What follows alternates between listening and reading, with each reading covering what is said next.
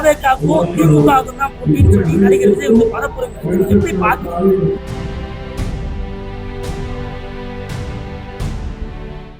இளைஞர்கள் இவ்வளவு காஞ்சிபுரத்திலே லட்சக்கணக்கான மக்கள் கூடுகிறார்கள்.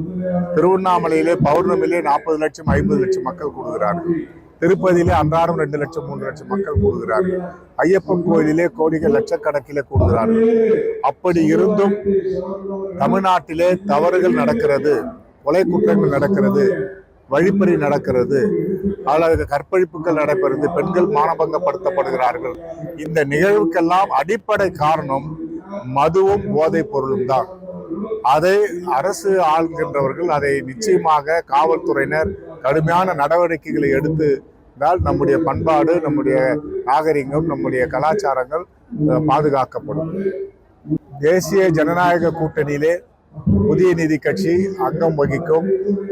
வாஜ்பாய் காலத்திலே இருந்து, பாரத ரத்னா வாஜ்பாய் காலத்திலே இருந்து தேசிய ஜனநாயக கூட்டணியிலே புதிய நீதி கட்சி தொடர்ந்து அங்கம் வகிக்கிறது.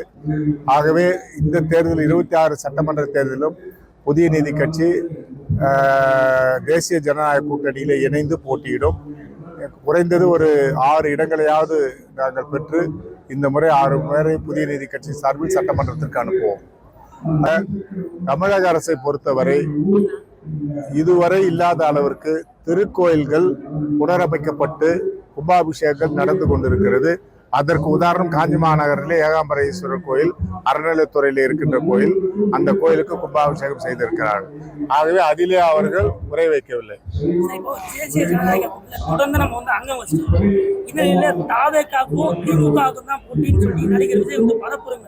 எப்படி பார்க்குறீங்க? இது எல்லாருக்கும் தெரியும். அதிமுக திமுக தொடர்ந்து ஒரு முறை அவங்க புரட்சி தலைவர் எம்ஜிஆர் ஒன்றுதான் 13 ஆண்டு காலம் தொடர்ந்து இருந்தார். அதற்கு பிறகு ஒரு முறை திமுக, ஒரு முறை அதிமுக, ஒரு முறை திமுக, ஒரு முறை அதிமுக, இப்படிதான் இருந்து கொண்டு இருக்கிறது. ஆகவே அவர்கள் முயற்சி செய்கிறார்கள். முயற்சி செய்வதை நம்ம தடுக்க முடியாது. அந்த உணர்வை நம்ம கொச்சைப்படுத்த முடியாது. செய்திகளை உடனுக்குடன் தெரிந்து கொள்ள கீழ்கண்ட கேபிள் மற்றும் டிடிஹெச் நெட்வொர்க்குகளில் எம்நாடு செய்தி தொலைக்காட்சியை காணுங்கள். பாதகம் செய்பவரை கண்டால் நாம் பயம் கொள்ளலாகாது பாப்பா. மோதி மிதித்துவிடு பாப்பா, அவர் முகத்தில் உமிழ்ந்துவிடு பாப்பா. அண்மை செய்திகளை உடனுக்குடன் தெரிந்து கொள்ள இணைந்திருங்கள் எம்நாடு தொலைக்காட்சியுடன்.